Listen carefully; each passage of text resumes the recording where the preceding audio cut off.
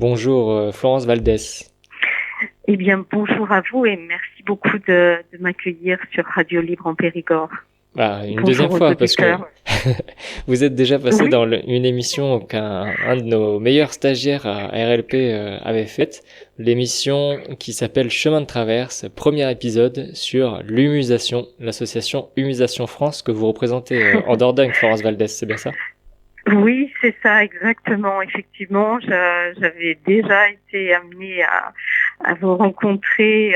Je crois que c'était en 2024, ouais, et c'était l'une des premières émissions de Chemin de traverse pour venir parler de l'humusation. Mhm. Depuis, il y a eu des avancées, on va en parler un peu à la fin, mais d'abord, qu'est-ce que fait Humusation France et quelles sont les pratiques funéraires dans les sociétés aussi en France et puis dans les pays ailleurs? Alors, en fait, on a créé l'association Humusation France en 2021 afin de sensibiliser les citoyens à l'impact environnemental des pratiques funéraires qui sont légales, elles. Il n'y en a que deux qui sont reconnues à ce jour, c'est l'inhumation et la crémation. Et elles comportent chacune dans leur domaine des sources de pollution assez importantes et dont on ne parle pas. Et donc on a eu envie de défendre une troisième voie qui s'appelle donc l'humusation. Et c'est pour ça qu'on a créé notre association et qu'on l'a nommée Humusation France, afin de défendre une troisième voie possible, une pratique funéraire qui serait beaucoup plus écologique que les deux autres. Alors, bien évidemment, on n'a pas du tout l'intention de demander le remplacement de la crémation, de l'inhumation par l'humusation, mais d'élargir en fait le choix des possibles et de faire en sorte que nous qui désirons vraiment ce mode de sépulture pour nous, on puisse en bénéficier le moment venu. On n'est pas pressé, mais voilà. Donc, Quelles sont les pollutions? Pollution de l'air surtout, avec des métaux lourds. alors, ils sont de différents types en fait par rapport à l'inhumation. En fait, ça va être la pollution des sols et qui petit à petit va engendrer donc une percolation et donc la pollution des nappes phréatiques à plus ou moins long terme. À cause Et des puis produits et des conservateurs et des revêtements dans le bois? c'est ça, c'est ça. En fait, déjà, nos corps sont de plus en plus pollués nous-mêmes. À cela s'ajoutent effectivement tous les produits chimiques qui sont utilisés au niveau des soins de conservation. Et puis, en fait, tout est fait pour que ce soit de plus en plus étanche en termes d'inhumation. Donc, en fait, il va y avoir une housse mortuaire, il va y avoir un cercueil capitonné qui va être verni, il va y avoir des vêtements synthétiques. Tout ça va en fait contribuer au fait que le corps ne va pas pouvoir se décomposer normalement. Il va même mettre très très longtemps pour le faire. Il y a des articles qui sont parus et qui disent que même parfois après des reprises de concessions, donc au cours des exhumations de corps, certains corps au bout de 30, 40, 50 ans ne sont toujours pas décomposés. Donc ça pose vraiment un gros problème en termes de pollution des sols. Ça c'est pour l'inhumation. Et puis en termes De par rapport à crémation? la crémation, là la pollution elle va être de différents types. En fait, d'une part, il va falloir utiliser pas mal de quantité d'énergie fossile pour faire monter les fours en température. Hein. C'est de l'ordre de 800, 900, 1000 degrés. Ça c'est pas très écologique en termes d'utilisation d'énergie fossile. Et puis en termes de pollution réellement, en fait il va y avoir des émissions de gaz à effet de serre et puis aussi des rejets de particules toxiques dans l'atmosphère malgré la présence des filtres. Hein. Tout n'est pas 100% filtré. Alors Notamment, l'humusation est une pratique plus vertueuse, mais il y en a d'autres aussi qu'on peut expliquer la différence. Il y a par exemple la réinhumation, la terramation et l'enterrement végétal. oui, absolument. Alors, pour parler par rapport à la terramation, c'est une pratique qui se déroule aux États-Unis et qui est légale là-bas dans maintenant 14 États. Donc, ça ne s'appelait pas comme ça s'appelle en fait la réduction organique naturelle. La première société américaine, ça a été Recompose, et qui a réussi à obtenir la légalisation dans l'État de Washington en 2019. Et depuis, donc, à ce jour, il y a 14 États qui ont légalisé ce procédé.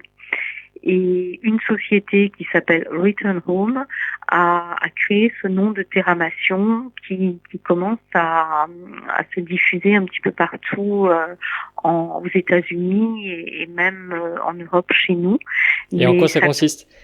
Alors, ça correspond à un procédé particulier où le corps, en fait, est placé donc dans un cylindre ou dans un caisson métallique. Et il est rempli de matière végétale et en fait il est sous surveillance électronique pour le contrôle des différents paramètres comme l'humidité ou la température. Tout ça va être contrôlé électroniquement et généralement ce sont des sociétés qui disposent de grosses infrastructures. Donc, en fait, la différence avec l'humusation, c'est que d'une part, c'est pas entièrement naturel, que d'autre part, le corps est placé donc dans un cylindre métallique, alors que nous, en fait, c'est plutôt en milieu ouvert. Alors ouvert, quand je dis ça, hein, c'est au contact des éléments naturels. Hein. Bien évidemment que le corps sera protégé et même mis dans une structure en bois que nous, on a appelée chrysalium et qui en fait protégera le corps sur des parcelles elles-mêmes protégées, mais ce sera au contact des éléments. Alors que la terramation se fait en milieu confiné.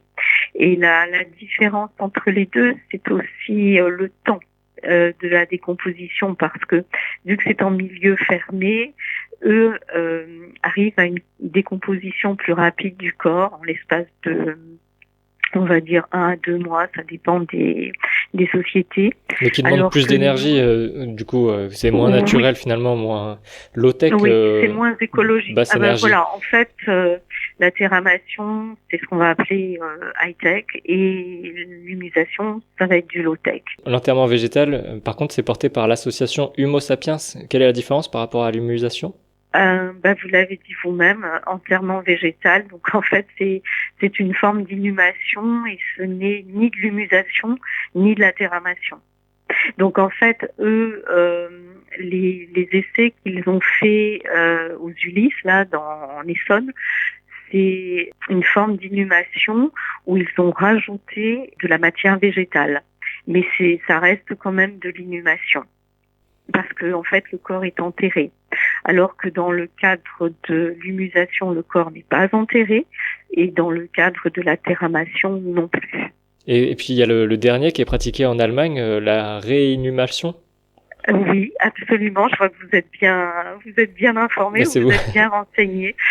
Et en fait, la réinhumation, c'est un petit peu de la terramation. Donc le procédé est à peu près similaire à la terramation. Sauf que en Allemagne, la législation veut que le corps, une fois transformé en humus, soit inhumé. Donc en fait, c'est pour ça que ça s'appelle réinhumation, parce que quelque part, il y a le procédé qui va transformer le corps en humus, et cet humus, il va être placé dans un linceul et va être inhumé dans un cimetière. Voilà, c'est pour ça que ça s'appelle réinhumation, mais au niveau, on va dire, du procédé lui-même, ça s'apparente beaucoup à la terramation. Oui, c'est high-tech, oui, comme vous le disiez. Alors peut-être un petit peu moins, on va dire que c'est entre les deux, peut-être. Et en fait, en Allemagne, c'est réalisé à titre expérimental. Et en France, alors, l'humusation n'est toujours pas autorisée en France? Alors, aucune des techniques que je viens de citer n'est légale. Hein. Donc, ni l'humusation, ni la terramation, ni la réinhumation, ni l'enterrement végétal. Pour l'instant, en fait, c'est considéré comme des pratiques alternatives qui seraient plus écologiques. Et encore une fois, il convient bien d'étudier chaque pratique et de voir quelles sont les plus écologiques, parce qu'il y en a plus écologiques que d'autres, mais aucune n'est encore acceptée d'un point de vue légal. Et pourtant, Humusation France a essayé de proposer des propositions de loi, a essayé de questionner aussi les gouvernements. En fait, nous, notre rôle, c'est justement de mener une mission de plaidoyer pour sensibiliser à la fois le grand public, à la fois les décideurs, donc politiques. Et donc, nous avons alerté depuis le début et même avant, pour ma part, des parlementaires, des députés, des sénateurs, qui eux-mêmes donc ont interpellé le ministre de l'Intérieur pour pouvoir faire avancer les choses. Donc, on va dire que depuis 2016, donc ça fait, c'était même donc avant la création d'Humusation France, depuis 10 ans, on a des parlementaires qui ont essayé de faire bouger les choses. Il y a eu une douzaine de questions écrites qui ont été posées par des députés et des sénateurs au gouvernement, qui fait toujours la sourde oreille. Il y a eu également effectivement 2 propositions de loi, une en 2023 à l'initiative de la députée Élodie Jacquier-Laforge, qui a déposé une proposition de loi afin d'expérimenter l'humusation sur des territoires pilotes. Et puis il y en a une très récente qui date de décembre 2025, qui est à l'initiative donc d'un autre député et qui lui a déposé cette proposition dans un cadre plus large. Et sa proposition est aussi très intéressante parce que d'une part, il y a 3 articles dans cette proposition de loi. Il y a un premier article qui veut inscrire la liberté de choix du mode de sépulture comme partie intégrante de la liberté des funérailles. Et ça, c'est très intéressant parce que ça renvoie à la loi de 1887 sur la liberté des funérailles, qui édicte effectivement qu'on a le droit de choisir son mode de sépulture. Mais petit à petit, en fait, la réglementation française a fait en sorte de réduire le choix des possibles et en fait de limiter à l'inhumation et à la crémation. Donc là, ça permettrait de à nouveau revenir à l'essence même de cette loi, à l'origine de la liberté des funérailles et donc de pouvoir choisir le mode de sépulture que l'on souhaite. Les limites, par exemple, ça peut être aussi le Conseil national des opérations funéraires, le CNOF. Ça a été cité, par exemple, dans les réponses que vous avez eues. Vous en avez eu en 2016 déjà avec Bernard Cazeneuve, en 2023 avec Darmanin. Oui. Et puis on en a eu encore l'année dernière.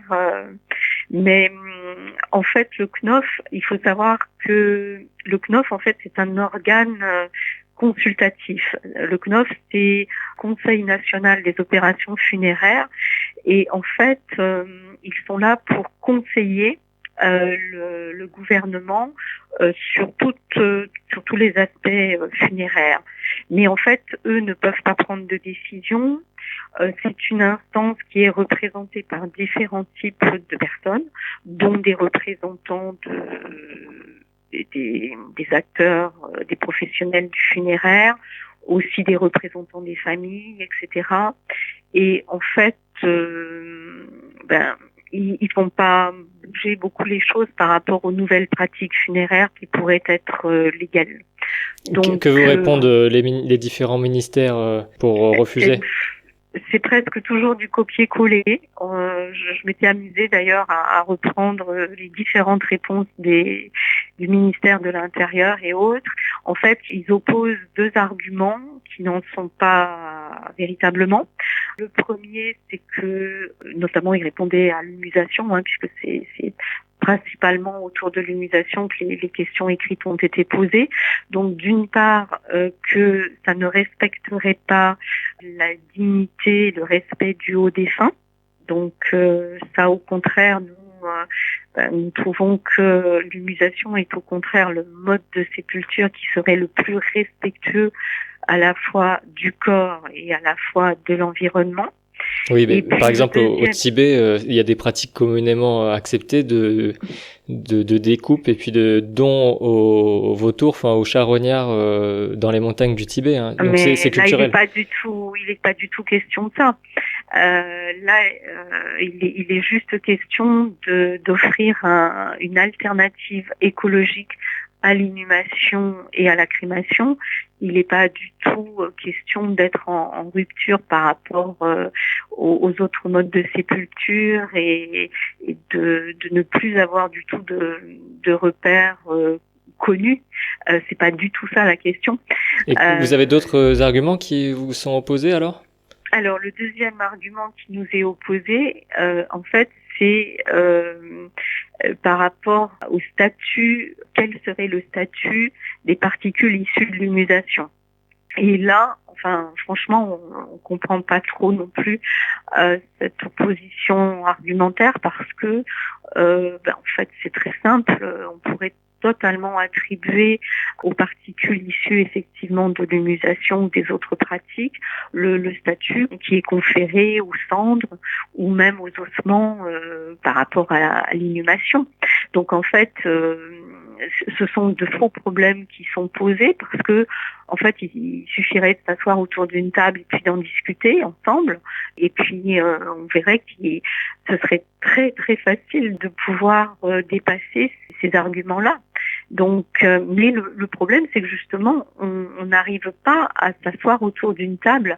La députée dont je vous ai parlé tout à l'heure, Élodie Jacquier-Laforge, qui vraiment s'est battue bec et ongles pour défendre l'humusation, avait donc fait en sorte d'organiser un colloque en 2023 et de rassembler justement à l'Assemblée nationale des professionnels du funéraire, etc., et des associations et des anthropologues et des politiques, hein, et des élus et d'autres députés, etc. On s'était tous réunis et à partir de là, on peut dialoguer et avancer. Mais c'en est resté là.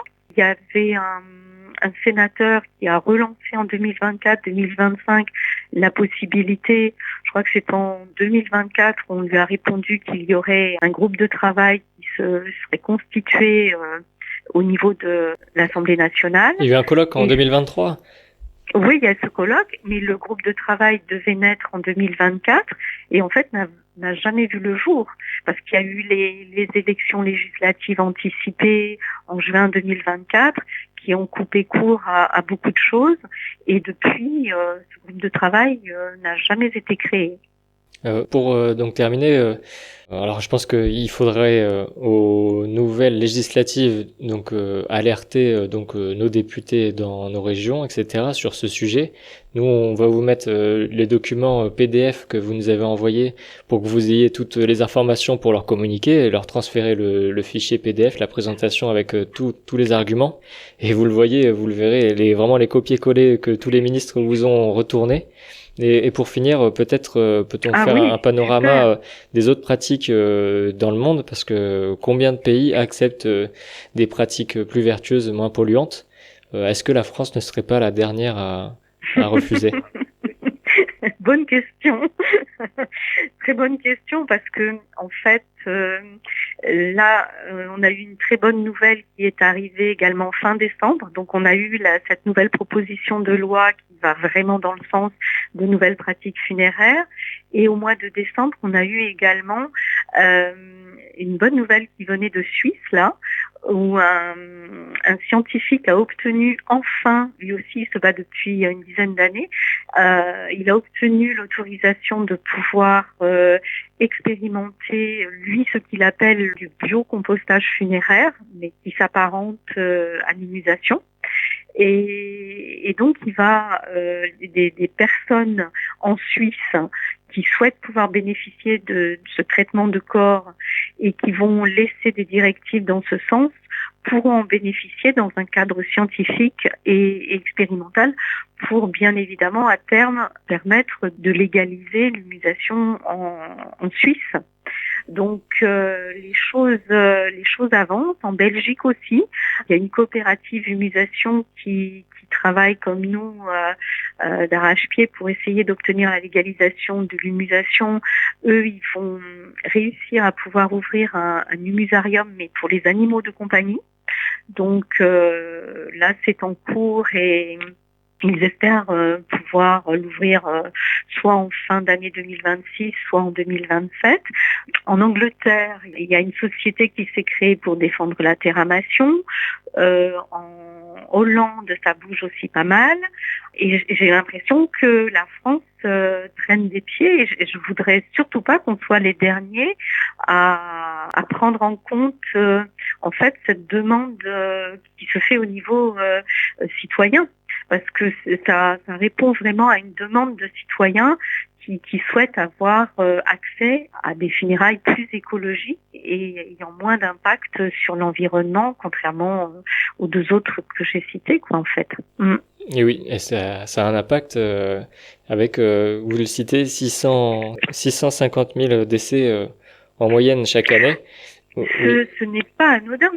Parce que quand on vient nous dire que en fait c'est un sujet marginal, ben c'est pas si marginal que ça. Parce que effectivement, quand on a environ 650 000 décès, vous imaginez multiplié par le nombre de pollutions liées à chaque sépulture, c'est loin d'être anecdotique en fait.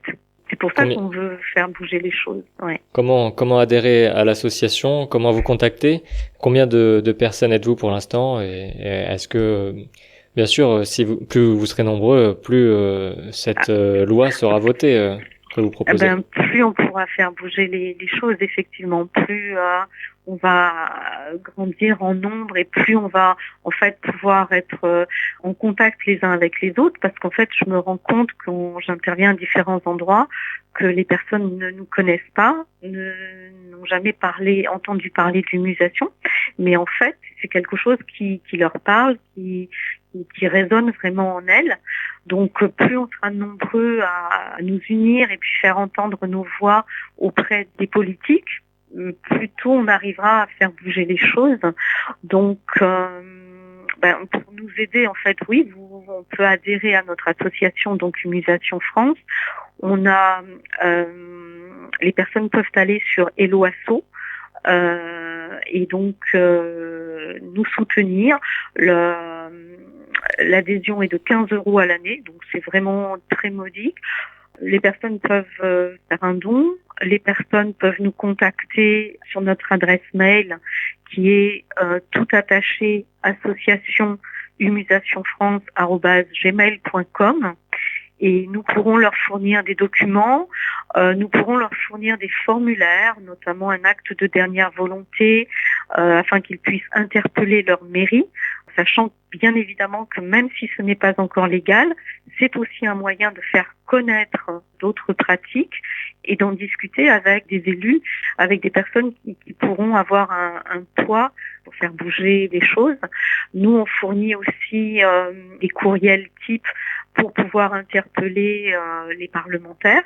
Donc ça c'est tout à fait possible. Et puis sur le site humusationfrance.org, sur la page d'accueil, vous retrouverez en bas la pétition qui est signée par 27 000 signatures pour l'instant, et hébergée chez mesopinions.com sur ce site.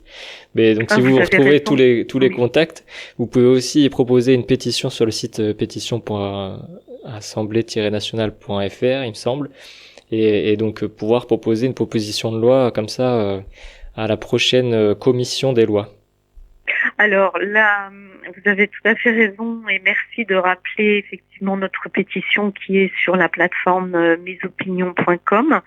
Donc, c'est, je crois, légalisons l'humusation pour réduire l'impact de l'impact environnemental de nos funérailles. Mais il y a d'autres initiatives, effectivement, d'autres pétitions qui ont été créées. Et malheureusement, il faut atteindre, je crois que c'est au moins 100 000 signatures pour qu'une pétition puisse être examinée, et encore, c'est à la discrétion des parlementaires. Donc en fait, voilà. Donc, et nous l'avons vu avec d'ailleurs la pétition contre la loi du plomb. Ça a dépassé le million.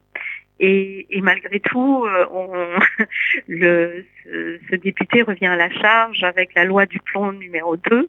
Donc vous voyez, en fait, c'est un combat, je dirais un combat permanent entre d'un côté des personnes qui veulent aller dans le sens du maintien du vivant, puis d'autres qui répondent aux intérêts des gros lobbies et qui vont faire en sorte de favoriser bien tout ce qui va au contraire occasionner des bouleversements du respect du vivant. Oui, donc après, en fait, on a c'est un sujet complexe où on touche le monde agricole, c'est vrai, et peut-être que certains agriculteurs qui sont polluants sont morts de pesticides, mais souhaiteraient être enterrés en humusation. Après, ça dépend aussi du niveau de vie, du prix de l'agriculture, du revenu agricole, qui là, j'imagine, a aussi des besoins au niveau de l'Assemblée nationale pour plus de démocratie, plus d'avancées sur ce sujet. Oui, tout à fait, mais c'est surtout aussi défendre un autre type de modèle, on va dire, en ce qui concerne l'agriculture. Moins de pollution. Voilà, oui, soutenir une agriculture plus paysanne, une agriculture où il y a moins d'intrants chimiques. Tout ça, c'est aussi des décisions politiques. C'est-à-dire que on peut favoriser une agriculture industrielle, comme c'est le cas à l'heure actuelle, ou on peut décider, les politiques peuvent décider de favoriser une agriculture beaucoup plus en phase avec l'environnement, la nature, la santé. Et tout ça, ce sont véritablement des choix politiques, et on est à la croisée de ces chemins, je crois, actuellement. C'est-à-dire on se rend compte que nous avons un impact au niveau de toutes sortes d'activités humaines. Donc, il y a ceux qui veulent trouver des alternatives qui permettent justement d'amoindrir cet impact environnemental. Et puis, il y a les autres qui veulent continuer comme on a toujours fait, et puis qui vont favoriser effectivement des échelles plus industrielles, mais qui vont avoir forcément un impact environnemental désastreux sur notre environnement et sur notre santé. Alors, vous retrouverez toutes les informations sur l'article dans le site de radiolibreperigord.com.